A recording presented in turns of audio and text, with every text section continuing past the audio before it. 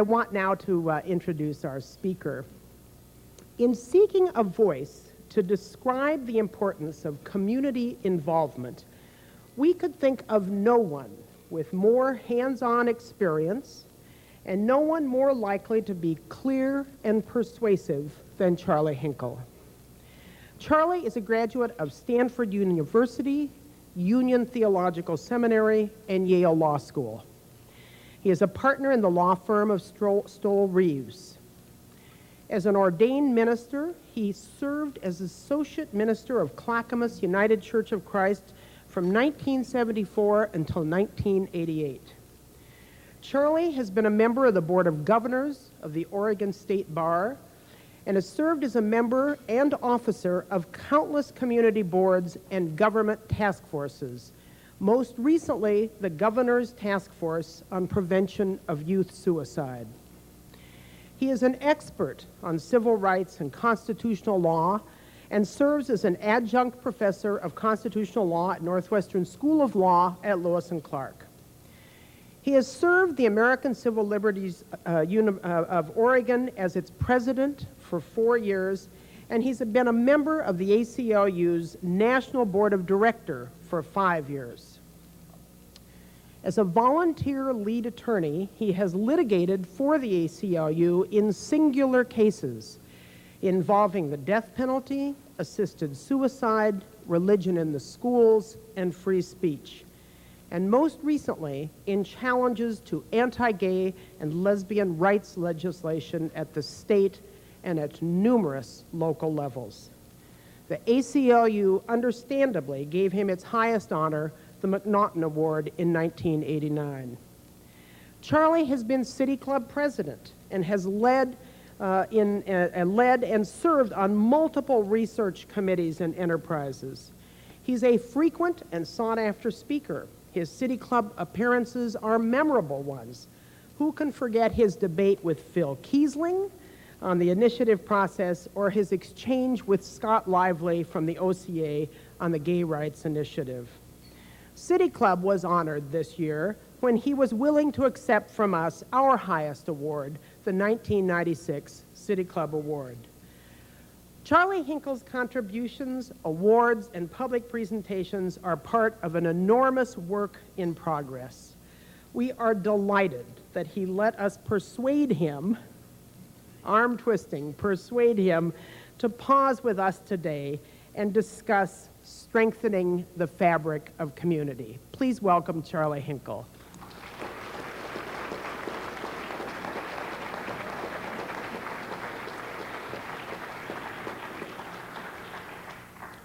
Well, thank you, Fran. That was somewhat daunting, and I don't know that...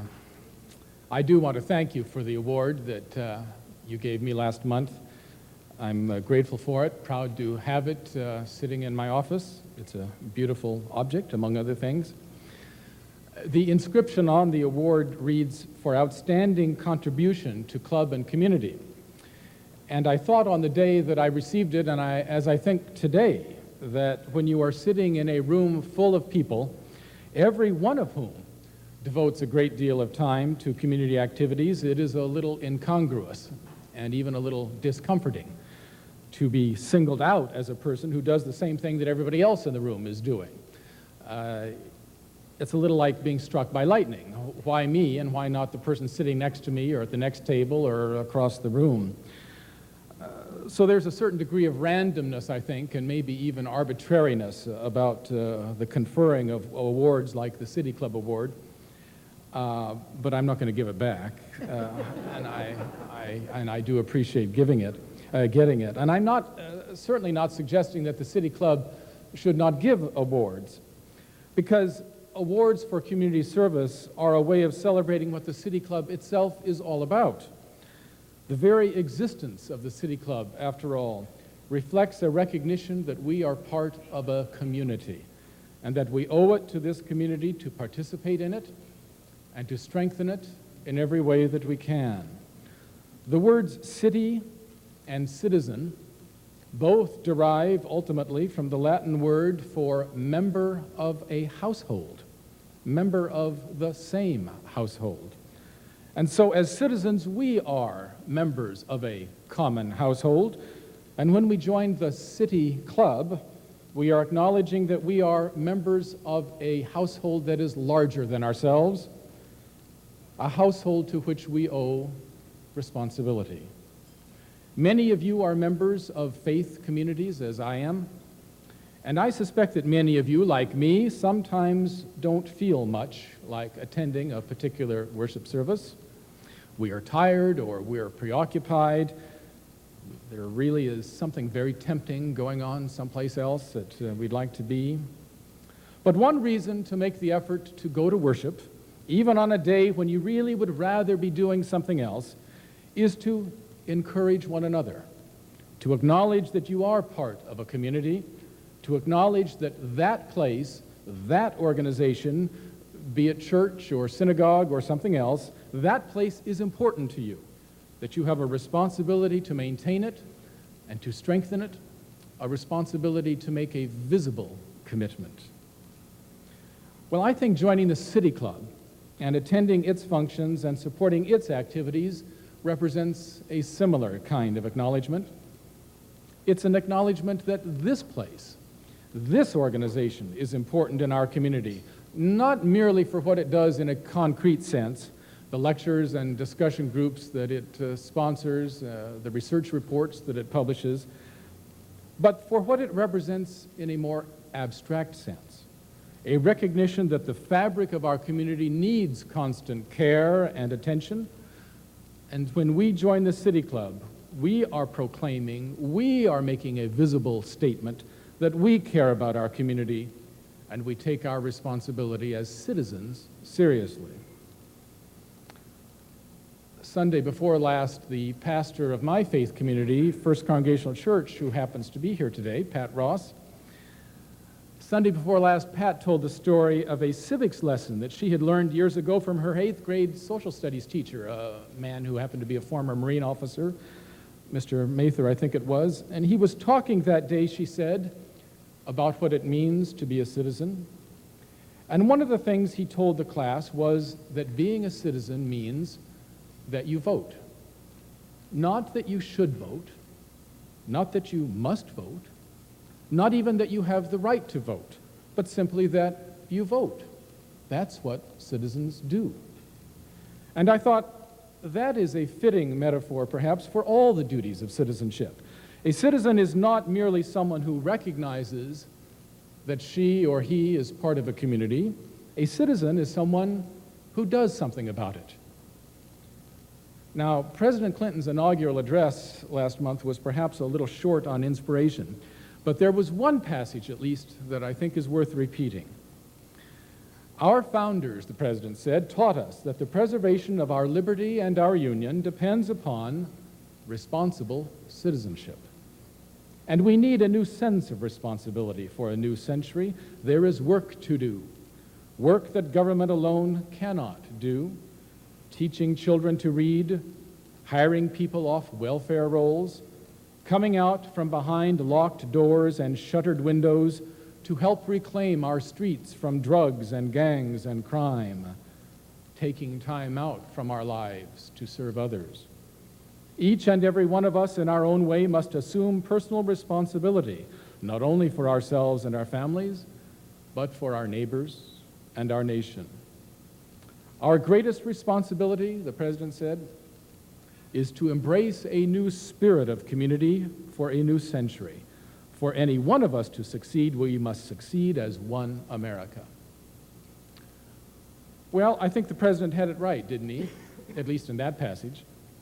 Citizenship is not a passive state of existence. It means acknowledging a responsibility for the household that we belong to. The first requisite of a good citizen in this republic of ours, said Theodore Roosevelt, is that he shall be able and willing to pull his weight. And I think Teddy Roosevelt had it right, too. Being a citizen means that you vote. It means that you participate in civic affairs. It means that you contribute to building a better community for the next generation. It means you pull your weight. But describing what citizens do doesn't tell us very much about why they do it. Some community activists are motivated by political beliefs, others by economic self-interest, others by a sense of religious or moral duty. But the motivation I want to lift up for your consideration this afternoon is gratitude. And that may sound a little curious to you, but it seems to me that gratitude ought to be the motivating factor that should lead every one of us, every citizen, to be involved in community affairs at some level or another. We live in the freest and most economically prosperous society in the history of the human race. And we do not do so because of our own merit or because of our own efforts. We live in such a society because of the fortuity of the time and place of our birth. A birth that brought us to this time and this place, into a society of freedom and prosperity that was created and nurtured not by us, but by millions of men and women who went before us. Men and women who believed that it was possible to build a better society for themselves and their children, and who wanted to leave their corner of the world a little better than they found it. We benefit from their efforts. It wasn't you and I who built the schools that trained us. We did not establish the religious institutions that nurture and comfort us. Few of us can claim to have written the music and the plays and the novels that inspire and uplift us. We did not build the roads and the bridges that we have used all our lives to go to school and to work and to worship and to play. Our culture, our constitution, our way of life was created by the blood and sweat and tears and toil of millions of people who went before us. We have cause to be grateful. And how can we fail to show that gratitude? How can we fail to show that gratitude by not giving back something to the community? There are a great many people in our community who do give something back, people who believe in building rather than tearing down. I quoted President Clinton a while ago, and I'm very nonpartisan, as you know, so I'd like to remind you of the words his predecessor spoke in 1988 when he accepted the nomination for president in New Orleans. "We are a nation of communities," George Bush said, "of tens and tens of thousands of ethnic, religious, social, business, labor union, neighborhood, regional, and other organizations, all of them varied, voluntary, and unique. A brilliant diversity spread like the stars, like 1,000 points of light in a broad and peaceful sky." Well, there are 1,000 points of light that surround us in our Portland community, and I want to take a moment to lift some of them up for your consideration. You know, there is no central registry of people who do good deeds, not on earth at least, but it occurred to me the other day that one place to look for good citizens is the list of recipients of the annual George Russell Community Service Award. The names of some of the recipients, many of the recipients, will be familiar to you, some perhaps less so, but I want to remind you of 4 or 5 of them. Ron Herndon. Ron Herndon has worked for years in fostering economic development, affordable housing, and job creation in North and Northeast Portland, working through groups like the Black United Front, the Rainbow Coalition, the Black Educational Center. Ron Herndon, citizen. James Ruler, a physician who founded Wallace Medical Concern, has recruited scores of doctors and nurses to work in medical clinics for the poor and homeless, and he's lobbied tirelessly for years for improved health care for indigents in our state. James Ruler, citizen.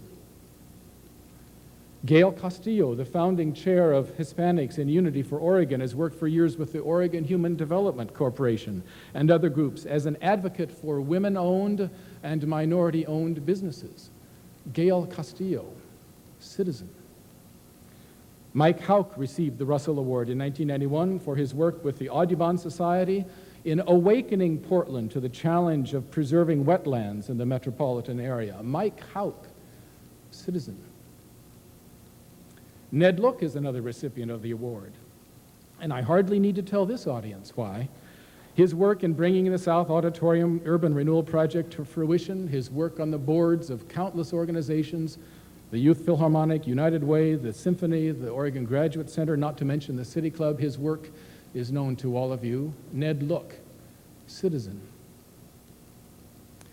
These are some of the recipients of the Russell Award, but of course there are countless other men and women in our community who are pulling their weight day by day in hundreds of efforts, big and small, to make this a better place. Did you read the profiles of some of them in the Sunday Oregonian a week or two ago? Did you read about Jerry Sundval, a woman who lifted herself from drug abuse and prostitution, first to get a job as a cleaning woman at a local hotel and later to become an organizer for the Hotel Workers Organizing Committee, dedicated to improving working conditions for persons in that occupation? Jerry Sundval, citizen. Did you read about Brian Fretwell, a high school senior in Vancouver who has volunteered the last 5 years for Children Making Miracles and who's helped raise thousands of dollars for Dornbecker Children's Hospital? Brian Fretwell, citizen.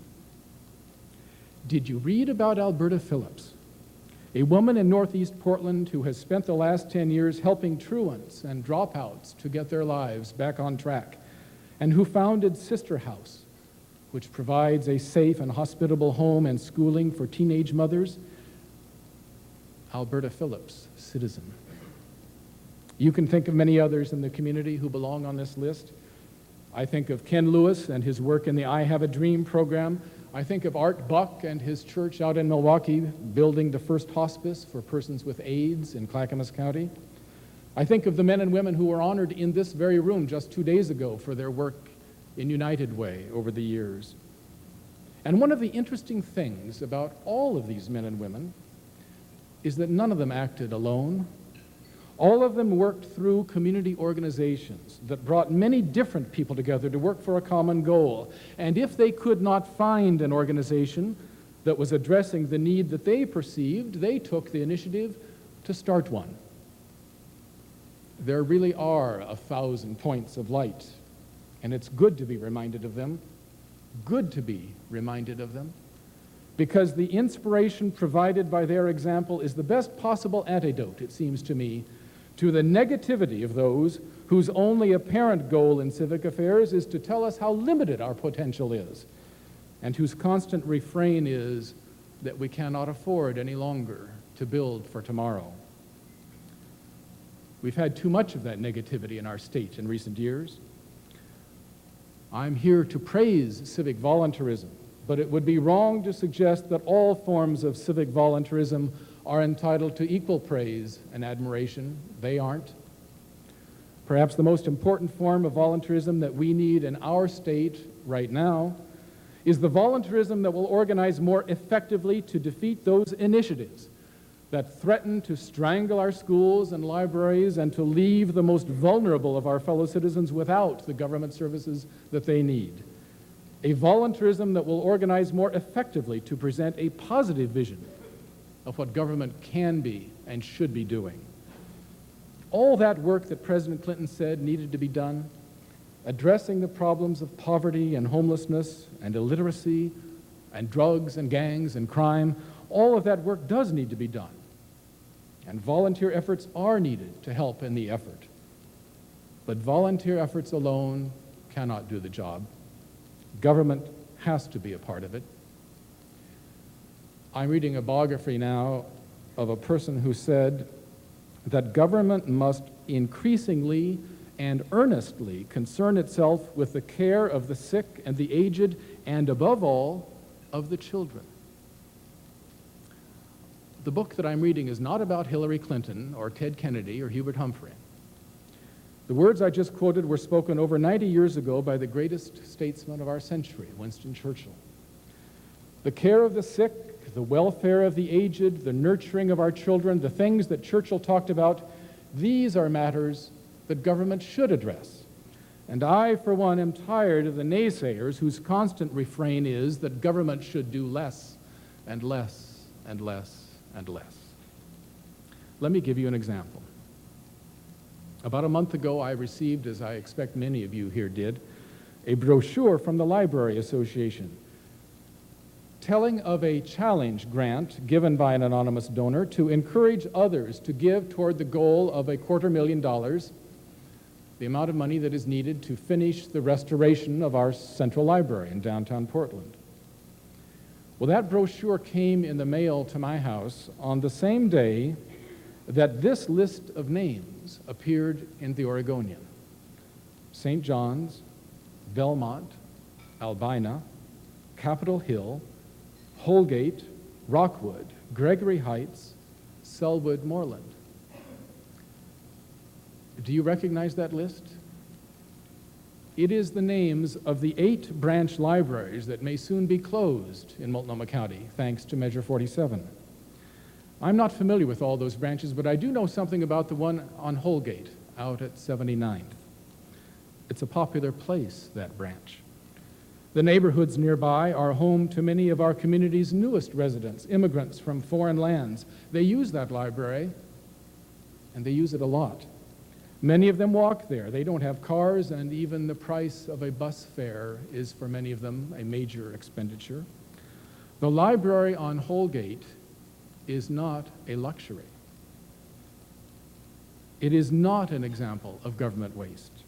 It is an investment in the future, an investment in the future of our newest citizens, an investment in the future of our community, an investment in our future. We need that library. And while there are plenty of volunteer opportunities for citizens to help maintain that library and all the rest of our library system, volunteerism, again, cannot do it alone. It is a proper and necessary function of society as a whole, acting through its government to keep our libraries open.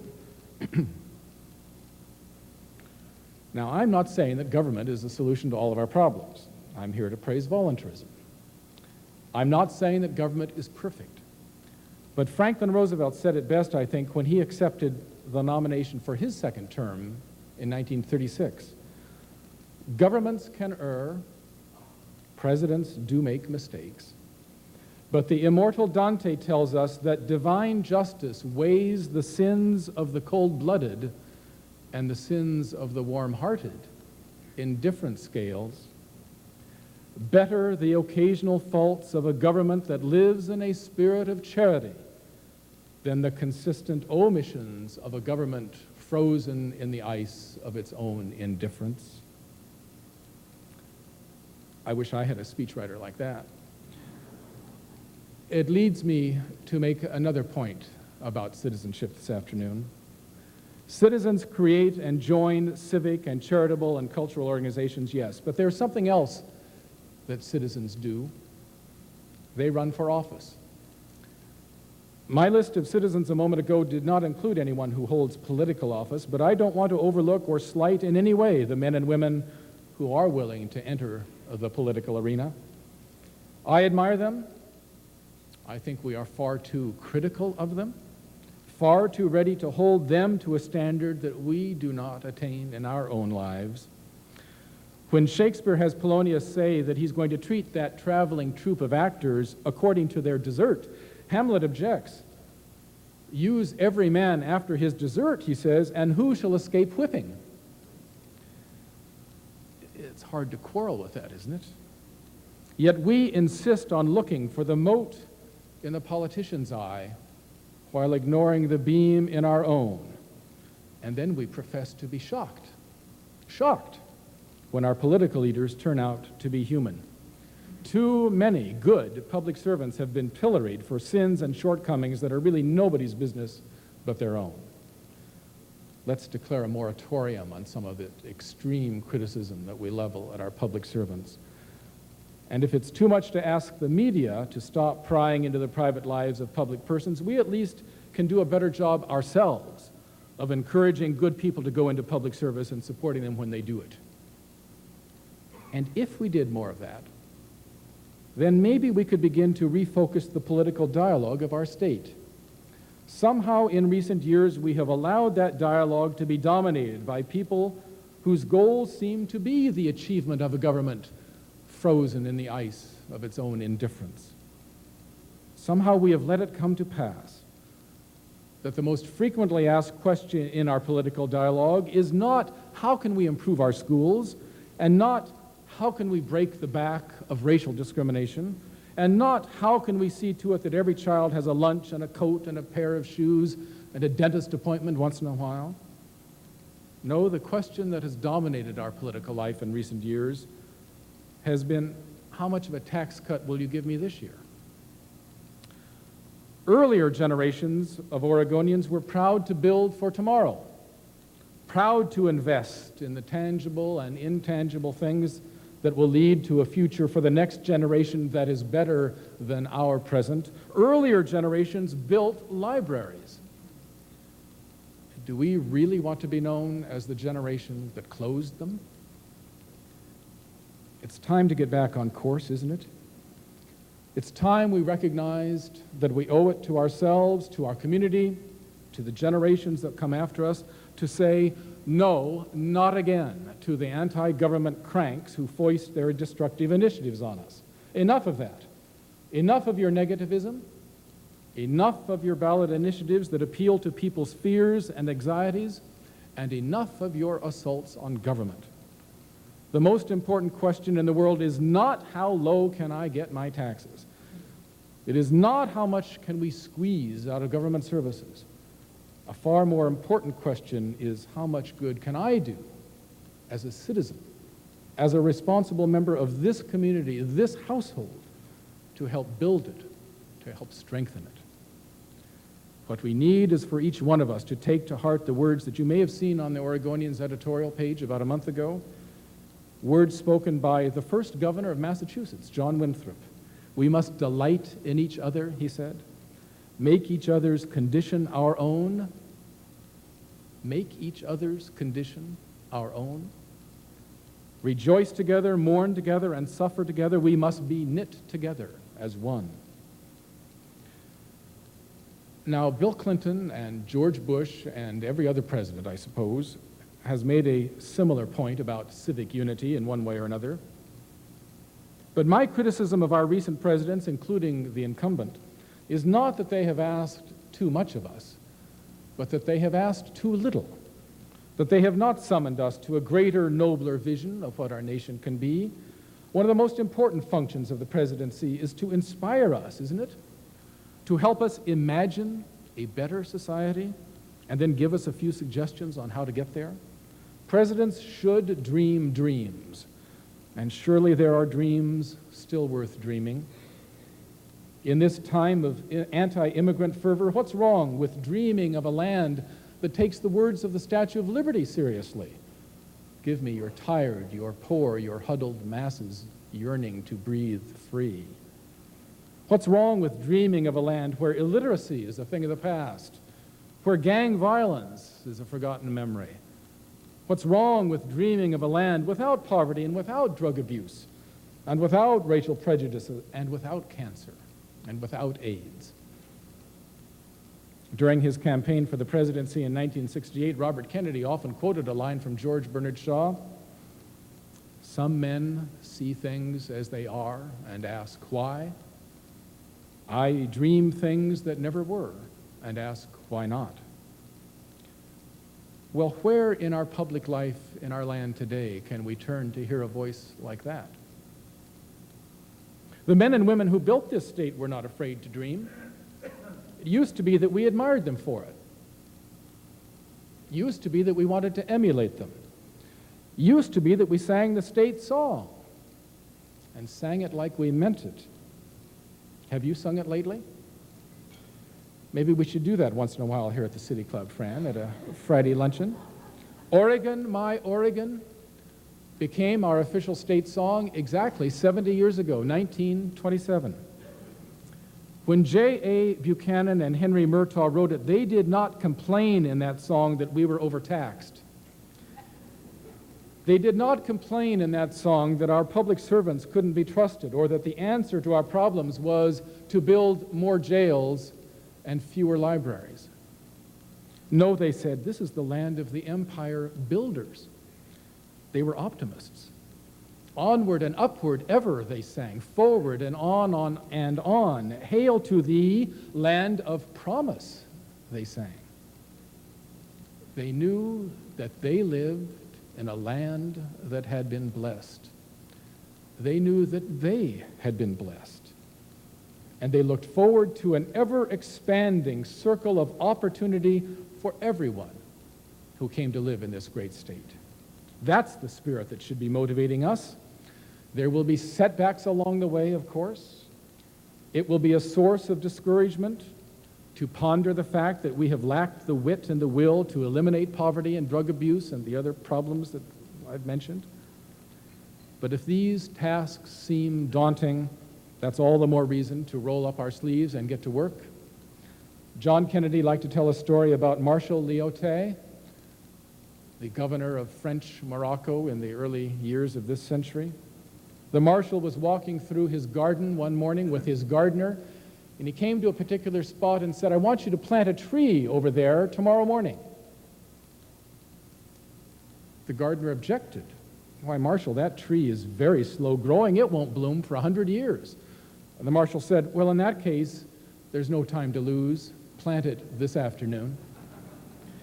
Let's reclaim that spirit of optimism and that spirit of purpose and refuse to surrender our political and cultural life to the prophets of negativism.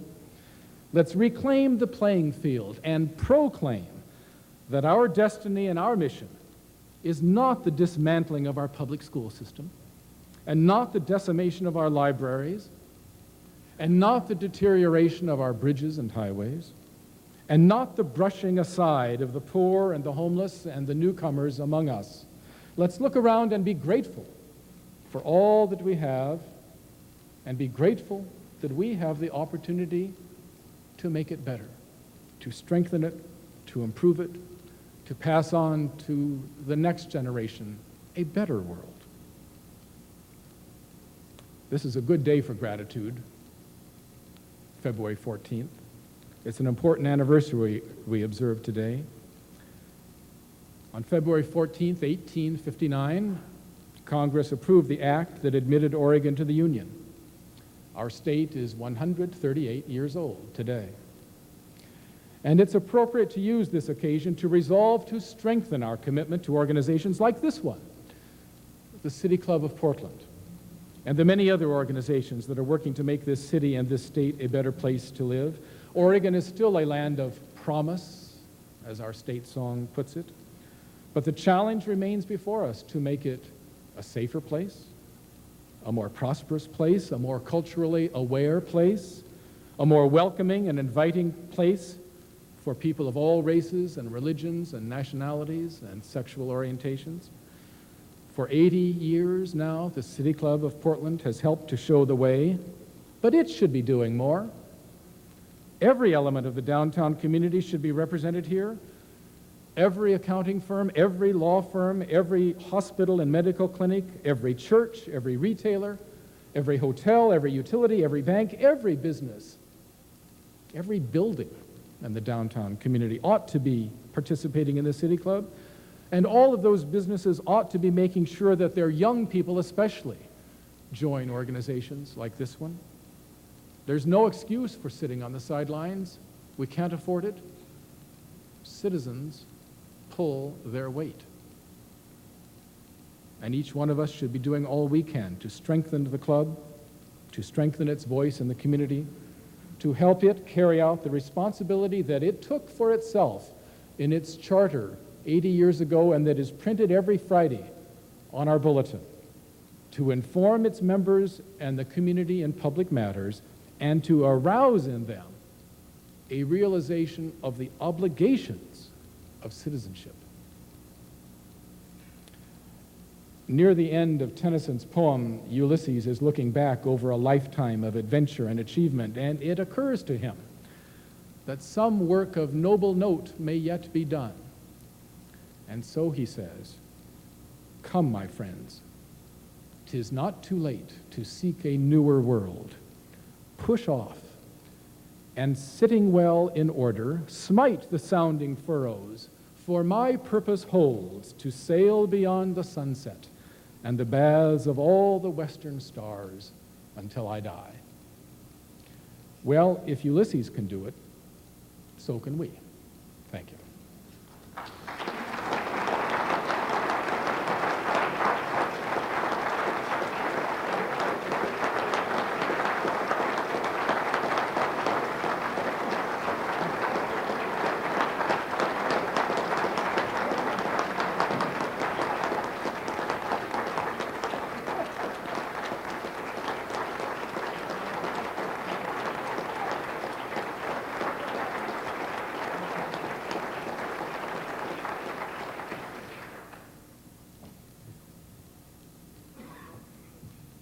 Charlie, your wonderful address, your talk addressed all of the three questions I had formulated, so I'm going to come out with one right off the cuff. Could you tell us, assess how well you think the schools are doing in not only instilling the obligation to serve in our young people, but also the desire to serve? What specifically should they be doing? Well, I think our schools do a wonderful job. I think our school systems are far better than they were 50 years ago or 40 years ago.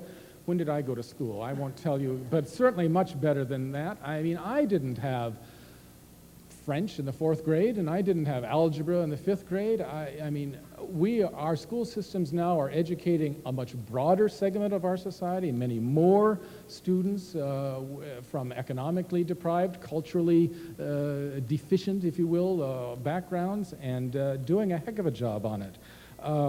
When I was in school, we didn't have speakers from the ACLU come and speak to it, and not that that's the answer to all our problems, but I mean, our schools today are exposing the young people, it seems to me, to a much broader introduction to culture, to history, to life in general than they did in my day or when most of you went to school.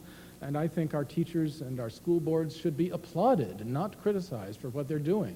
I think they are awakening. You know, just think what Lincoln High School does with its debate teams and its law teams and its moot court teams, and not just Lincoln, but schools all over the state doing things like that. And for these nattering nabobs of negativism, I never thought I'd quote Spiro Agnew in a speech, but for these voices of negativism to be continually carping on what our schools are doing wrong makes me wonder where they came from. Our schools, our teachers are not aliens from a foreign planet. They are our neighbors, our friends, our people who go to church and to synagogue with us, people who sit in this room with us. And they are doing a fantastic job, it seems to me. They can do better, so can you and I. But it seems to me we should be supporting them with all of our efforts and not criticizing them as much as we do.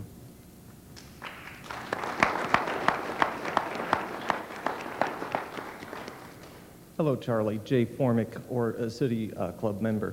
Charlie, you've responded to the naysayers on your own terms. I'd kind of like to turn the tables and ask you to respond to the naysayers on their terms. How shall we respond, how shall we articulate a response to the naysayers whose conviction it is that the citizens can better decide what to do with tax dollars than the politicians? The free market will accurately reflect the values of the society. How can we respond to that? I'm probably not the best person to answer that question because I've made it clear here before in my discussion with Phil Kiesling that I'm not a fan of the initiative. I'm a fan of the United States Constitution. I'm a fan of James Madison and Thomas Jefferson and the people who wrote our Constitution, who believed in representative government, who thought that direct democracy was a danger in a society, and the larger the society, the more dangerous it is. I think direct democracy simply is a mistake. I think voting on complicated measures and unusual measures, like whether or not cows should be drinking out of a stream in Eastern Oregon, is absolutely absurd. The people in Portland, this voter, has no business telling the ranchers and the farmers and the residents and the environmentalists, the people who live in Eastern Oregon, whether cows ought to be in their streams or not. I have no idea. I have no idea. But I was asked to vote on that last year. I was asked to vote on a complicated tax measure that has consequences that are yet to be foretold. We know that it may have one of the consequences that I mentioned in my speech. So I think the first thing that we could do to make a better Oregon would be to abolish the initiative system. The second thing that we could do would be to limit it in ways that our City Club committee has proposed, and I'm all in favor of that. And it's amazing, isn't it, how people are now getting on that bandwagon. Leroy Tornquist had an excellent op-ed piece in the Oregonian a few days ago, endorsing some of those suggestions for initiative reform. But you know, when some of it is just downright irresponsible, when unnamed sponsors put a measure on the ballot to build more prisons and don't tell us where the money is coming from, that's irresponsible. That's irresponsible. That's not good government. That's not good policy making. That's not the way to make laws in our society. James Madison knew that the best way to make laws, not a perfect way, but a better way than any other way that had been invented, is for people to send representatives to a central place where they can sit down and knock heads, can listen to people with vested interests on both sides of the question, can hammer out compromises, can work for the common good. That's what a republic is. You remember the question that was asked of Ben Franklin after the Constitutional Convention, "What have you given us, Mr. Franklin? A republic, if you can keep it." Well, we are whistling away that republic by our overuse and overemphasis on the initiative. And I endorse any possible measure to cut it back. Charlie, if I may follow up. Sure. Does the free market accurately reflect the values of this society? Does the free market accurately reflect the values of our society? Well, yes and no. When the free market makes a multimillionaire out of Larry Flint and Hustler magazine, is that reflecting the values of our society? It's reflecting the values and the interests of some people, and I am certainly going to defend the right of Hustler to be published, as you know. But consider the Bill of Rights. You know, the Bill of Rights was added to our Constitution in 1791 for the purpose of taking certain questions away from the marketplace, if you will, for the purpose of removing certain issues from the popular vote. We cannot vote in this country to to establish the Presbyterian Church as the official church of Oregon. We cannot do that, even if that were the majority will. We cannot pass a law that says Scientologists shall not be allowed to speak in Oregon or to have their churches in Oregon. We cannot pass a law that says African Americans cannot organize to lobby for their civil rights. We cannot pass those kinds of laws. And the reason we cannot, even if they had a majority sentiment, is that certain things were taken away from the marketplace of ideas, from the market, and removed from popular will. That's what we did. We endorsed the Madisonian ideal of a representative democracy. We do not trust the people acting en masse, and we shouldn't, any more than you may trust your teenage boy to be a good kid on a Saturday night, but you may have some doubts if he's out with 15 others. I mean, that's just common sense. And you and I act the same way. You and I act the same way. We know there's a herd mentality, and we see it every time some of these initiatives come to the ballot. I think it's remarkable and a credit to the Oregonians' good sense that so many of them are defeated. A rule of thumb, the best rule of thumb, going into those ballot boxes on November is vote no. Vote no on everything. Now, occasionally I have to admit, I vote yes on an initiative. I can maybe count 3 or 4 in the last 5 years that I voted yes on. But, you know, Phil Kiesling, dishonest to debate someone who can't respond, but Phil Kiesling in our debates always says, well, look, it's the initiative that brought us women's right to vote. And I say, well, if it hadn't been the initiative, it would have come in the legislature the next year anyway. I mean, after all, the United States does not have the initiative nationally, and the United States as a nation adopted women's suffrage. So I don't buy the idea that Minnesota, Wisconsin, Iowa, states like that do not have the initiative, that somehow their culture, their society is inferior to ours. Their schools, their roads, Their jail system, their libraries are just as good as ours. They don't have the initiative, and I hope they never do. I'm Doug Marker, City Club member. I'd like to ask you to go back to the challenge you were issuing as part of your remarks that the institutions, the businesses, the law firms of the city ought to be encouraging their staff, their younger people, to take part in City Club and other institutions in the city. Yes. Reflecting on your experience in Portland over the last years and thinking about the changes, what do you think, what steps, specific steps, do you think that law firms, businesses, government institutions should be taking to carve out the time to supply the encouragement for their staff to take part in the community? Well, we have to speak of the market, I guess, don't we? The market in our country since the election of Ronald Reagan to the presidency, the market has said that the most important thing in our society is to make as much money as you can, to work as many hours as you can, to bill as many hours as you can, and lawyers look at investment bankers, and investment bankers look at doctors, and doctors look at somebody else, and they all wonder, why aren't I making as much money as that guy or that gal over there? And it has been, and so executive salaries are not, 20 times what the lowest paid worker is anymore. They're now, God knows, 1,000 times higher. This pursuit of the almighty dollar and the pursuit of making money and has come at a great cost in our society. It's come at a great cost. Political leaders set the tone, and when they shift a couple of degrees in one direction, that shifts the whole focus of public dialogue, and the people who were already a little further out on that side get pushed further out and further out and further out. I can speak most knowledgeably about law school graduates who come through our law firm applying for jobs and the cycles that you see in that. And in the 1980s, almost nobody asked, what kind of pro bono opportunities do you have in this firm? What kind of civic organizations do your lawyers belong to? Can I do work for the Sierra Club or the Audubon Society or the ACLU if I join your law firm? We didn't hear that question in the 1980s. What we heard was, how much am I going to make, and how soon am I going to become a partner, and how much do you make? There was an ethos, a tone in our society set by our political leaders that filtered down to the lowest level of our society. And I don't know any answer to that except for people like you and me to say enough and to start turning it around and to say to the young people who join our businesses and our law firms and our medical clinics and whatever, that we do expect you to be a citizen. We do expect you to participate in civic affairs. And maybe because of where we are in our society, that means you have to give them some incentive to do it. It's one thing to say we reward or we recognize civic activity and community affairs. It's another thing to really reward people for doing that.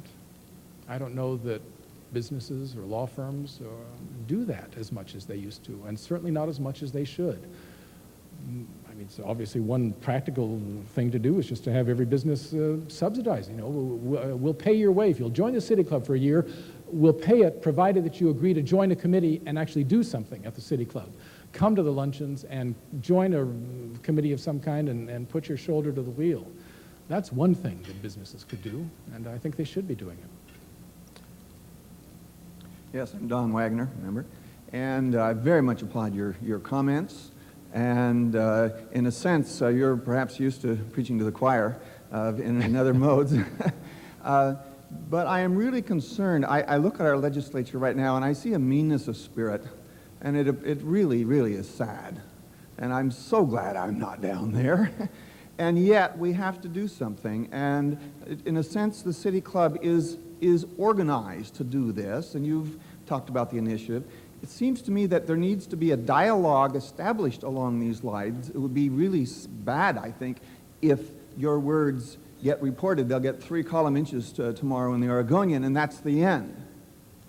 How can we establish this dialogue that moves us back in a positive direction?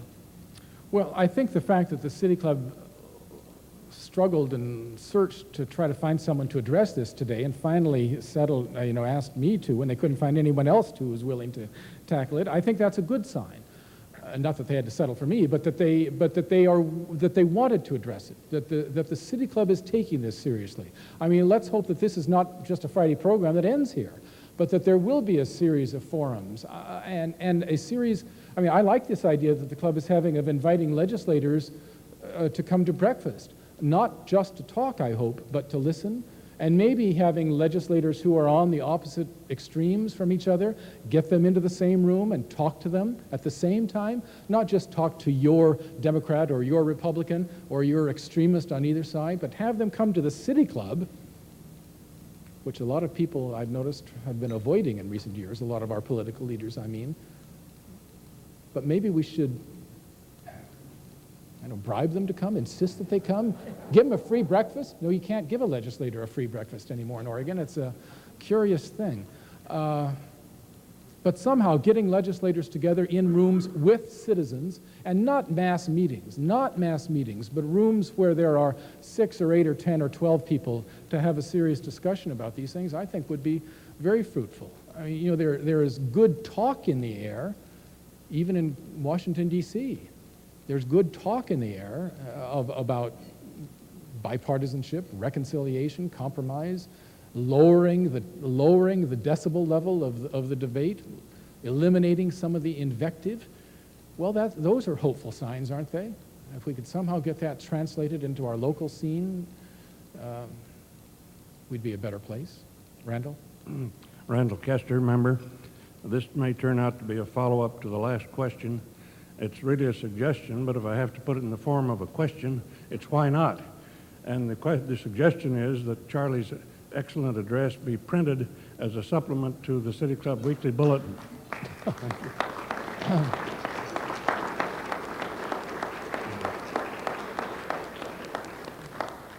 Well, that's very kind of you, Randall. I said to someone on the way over here that if you just pick up Bartlett's quotations, anybody can write a speech like this, because there's nothing original about it. I mean, when you quote Winston Churchill these things are not new, are they? These things are not new that I have said. We just need to be reminded of them.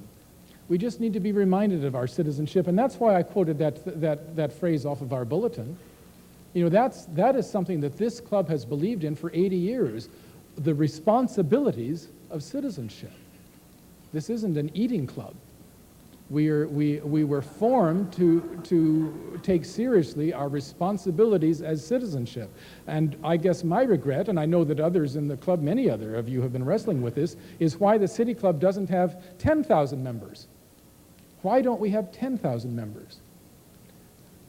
You know, it's not just join the club so we can have a bigger staff and, higher salaries, all of which is good.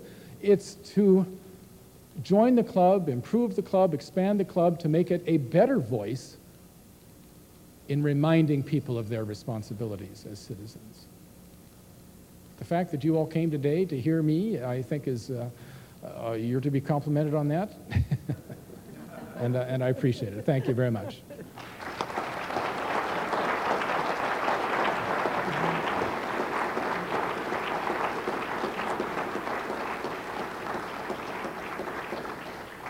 Thank you, Charlie, for allowing us to persuade you to speak with us today. And fellow citizens, I thank you for being here. I thank you for listening. I thank Charlie for encouraging all of us to even more express our gratitude to this city by realizing our obligations of citizenship. Thank you very much. We are adjourned.